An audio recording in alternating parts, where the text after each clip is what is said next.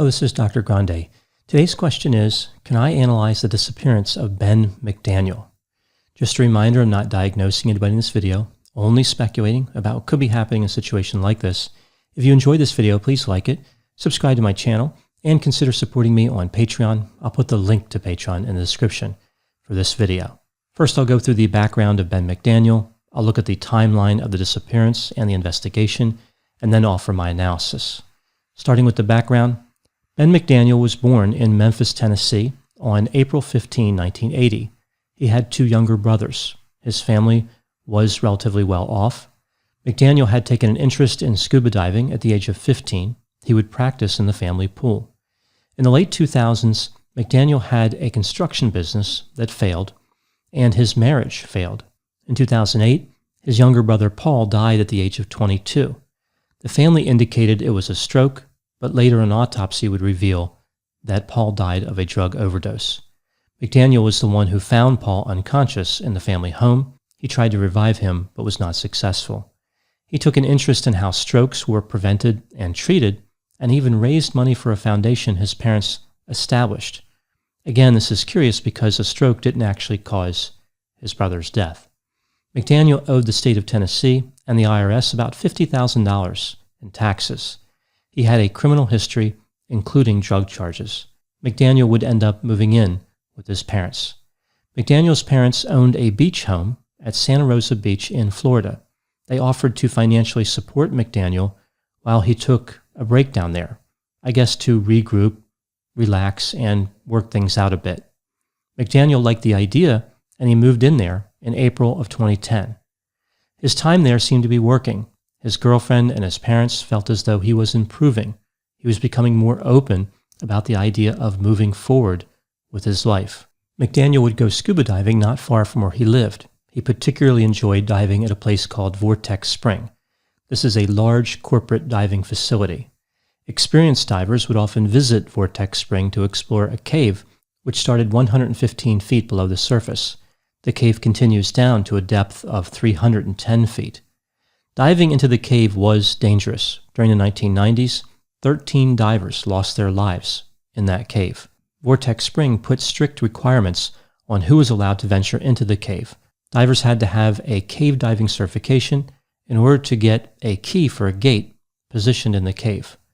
Near the entrance of the cave, there was a sign featuring the Grim Reaper, reminding divers that death was a very real possibility. Among other things, it read, "There's nothing in this cave worth dying for." I guess that sounded better than the initial ideas for the sign, like, "Enter here for certain death," and "Do you need more death? We've got you covered." One of the challenges with the cave is that at certain points it narrowed, in some places down to 10 inches. This means that divers have to remove their tanks to fit through these areas. So, like put their tank beside them or push it through in front of them. Definitely a nightmare for anyone who is claustrophobic or likes the idea of remaining alive. In addition to training and certification, experienced divers would often have a partner, although that wasn't technically required. In August of 2010, McDaniel visited his parents and his girlfriend in Tennessee. He informed them that he was trying to get certified in cave diving and said he wanted to become a diving instructor. He had hopes of starting a business related to diving. Before he returned to Florida, he left a letter behind thanking his parents for allowing him to take that break in Florida and promising to care for them as they grew older. A few days later, on August 18, McDaniel went to Vortex Spring and conducted a dive in the daytime. During this dive, other divers observed McDaniel examining the area around the cave entrance. They said it looked like he was planning something. When he came back to the surface, he filled his tanks at the dive shop and spent the afternoon by himself near the spring. He made notes in his dive log and tested his equipment as he prepared for another dive. He called his mother on the cell phone. This was the last time any members of his family would hear from him. McDaniel started a second dive at 7:30 p.m. Two employees were returning from a dive of their own when they saw McDaniel descending into the water. He was wearing a helmet with lights on it, which were activated. The employees believed this meant he was on his way to the cave. One of the employees would dive down to the gate and unlock it. He had suspected that McDaniel had forced his way through the gate on prior occasions, so he unlocked it so that McDaniel could exit. Later, that employee took a lie detector test and passed it, suggesting he did actually open the gate, as he described, but as I mentioned in many prior videos, lie detectors are not always accurate. The next morning, McDaniel's pickup truck was still in the parking lot, but the employees didn't notice. The next morning, they did notice, and they called the police. So this was 2 days after his disappearance. As the investigation started, the primary theory, of course, was that McDaniel never resurfaced from his dive. His cell phone and wallet containing about $700 in cash was located in his truck. They also found his dive logs that indicated he explored the cave, as well as a map. They did not find his wetsuit, tanks, or any other diving equipment in his truck. In the house at Santa Rosa Beach, they found McDaniel's dog. As is highly typical when encountering dogs under these circumstances, this dog didn't tell the investigators anything. They're really good at keeping secrets. Divers came from around the area to search for the body of McDaniel. It was the assumption, of course, that he would not have survived, mostly because of the drowning part. They searched over the following weekend, putting themselves in a good deal of danger. They did not find McDaniel, but they did find 2 of his tanks near the entrance of the cave. Divers found this discovery to be curious. Most divers who would explore this cave would place extra tanks at various points along their route, not at the entrance to the cave. Furthermore, the tanks were found to contain only oxygen, when divers exploring the cave would use a specialized gas mix that was different than just oxygen. A well-known diver named Ed Sorensen was brought in to continue the search. He was considered to be an expert in cave diving. He made his way 1,700 feet into the cave, which was 200 feet farther than sections that were mapped by McDaniel. Sorensen found no evidence that McDaniel had been there. In the areas he explored beyond where McDaniel had mapped, he didn't see any disturbances or marks that would have indicated a diver had been there. He also didn't notice any change in the sea life. If there was a body in the cave, one would expect that various scavengers would be interested and their activity would be increased. This wasn't the case. Sorensen said that McDaniel was simply not in the cave. McDaniel was heavier than Sorensen, and there was no way he could have made it through some of the narrow restrictions that Sorensen was able to travel through. Essentially, Sorensen was saying that he was able to get further than McDaniel could have. Therefore, Sorensen had covered every possible place McDaniel could have been. By the time the initial search effort was done, 16 divers had spent 36 days looking for McDaniel. Other than those tanks, nothing else was found. After this initial search, volunteers continued to search from time to time, but again they had no success. Later, tests were conducted in the areas where the spring flowed into. They were looking for an increase in bacteria, which would correspond to a decomposing body. 30 separate tests revealed no change in bacterial levels. McDaniel's parents had already offered a reward, but with no divers finding McDaniel, they increased the reward, suggesting it was for anyone brave enough to find McDaniel.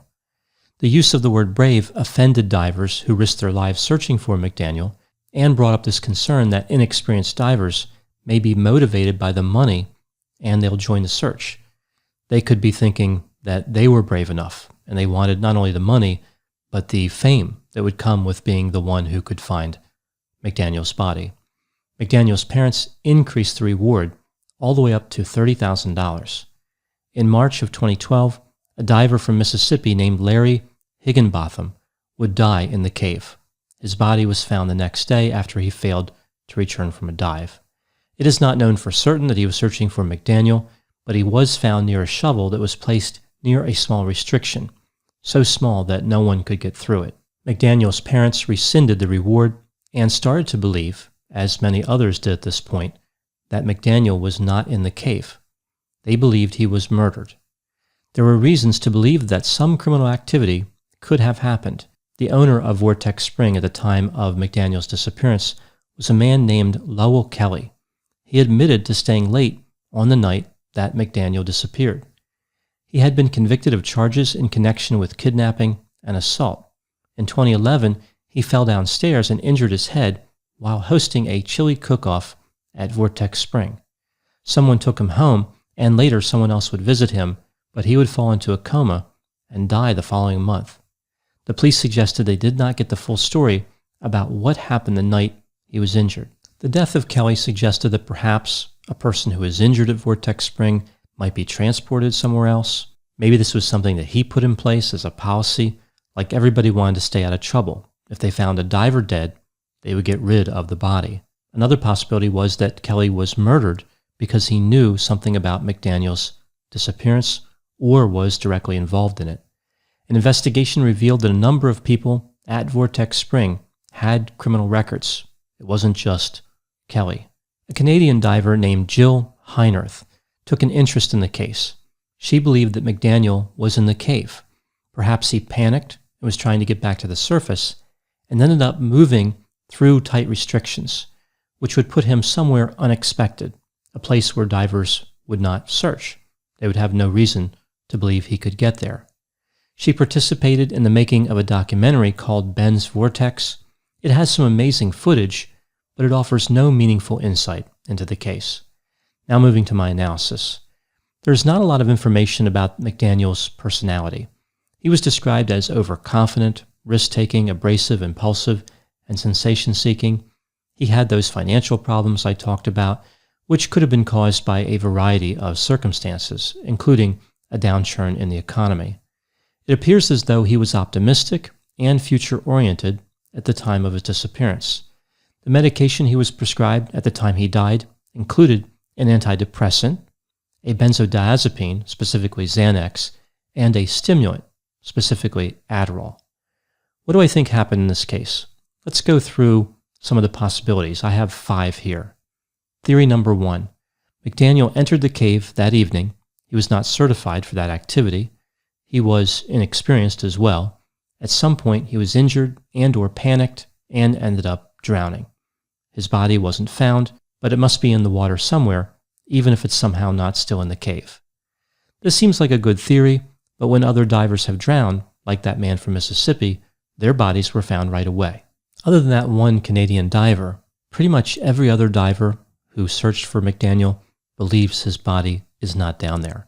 No evidence indicates it is, other than the fact he was last seen in a situation that made it appear as though he was going to enter the cave. Many of the divers who searched for McDaniel knew what they were doing. They were experienced. Some even had experience in recovering bodies. In addition, chemistry tells us there was no decomposing body in that area. Again, the tests for the bacteria. The second theory, McDaniel died in a way consistent with the first theory, but somebody from Vortex Spring, like Kelly, hid his body to avoid civil liability. If that happened, they took a lot of risk for a limited benefit. Still, Kelly had a history of criminality, so I suppose it's not a completely unrealistic theory. The third theory, McDaniel was murdered, perhaps by somebody like Kelly. McDaniel was 210 pounds and young. One would think there'd be some injury to a perpetrator who tried to kill him unless they used a firearm or snuck up behind him in some way. But that would be premeditated, and the theory here would be that some type of argument occurred that resulted in McDaniel's death. Nobody had any reason to kill McDaniel, and no indication of a physical struggle was evident. The fourth theory, McDaniel brought an end to his own life. Well, the antidepressants certainly seem to go in favor of this theory, but we run into the same problem about the body. And of course, as I mentioned, he appeared to be future-oriented and optimistic. So this one is possible, but doesn't seem fairly likely. This brings us to the fifth theory. This theory says there was some type of master plan by McDaniel to disappear and resume his life under a different identity. This theory is challenging for a few reasons. McDaniel was not facing prison. He had a chance of finding success in life. He had a history of making bad decisions. He did not seem to be particularly well organized. His low level of conscientiousness was not consistent with somebody who could fake their own death and get away with it. Often criminals are substantially less sophisticated than people think in these situations. This tendency would apply equally to everybody potentially involved in the situation. McDaniel, Kelly, and perhaps other people who worked at Vortex Spring. Not only does this indicate that this theory is unlikely, but also the other theories involving murdering McDaniel or finding him dead and disposing of his body. So back to the question, what do I think happened? Well, every option seems unlikely, but one must be true. I think the most likely scenario is that McDaniel died because he did something foolish and reckless, and somebody hid his body. Even though they were taking a risk without much benefit, as I mentioned, it still makes more sense than suicide or murder.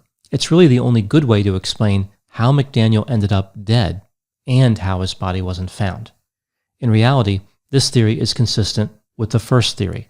McDaniel accidentally drowned, except the hiding of the body is added on. What lesson can be learned from this case?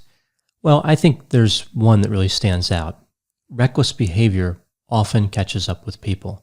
Sometimes people who are impulsive and reckless act like it's random when bad things happen to them, but it's not. Rather, it's a logical and foreseeable consequence of their selected behavior. Safety guidelines should not be ignored. They are there for a reason. Sometimes people come into situations and believe that everyone before them has no idea what they're talking about, and they can just do what they want. Perhaps that's what happened in this situation. Those are my thoughts on the Ben McDaniel case. Please put any opinions and thoughts in the comment section. They always generate an interesting dialogue. As always, I hope you found my analysis of this topic to be interesting. Thanks for watching.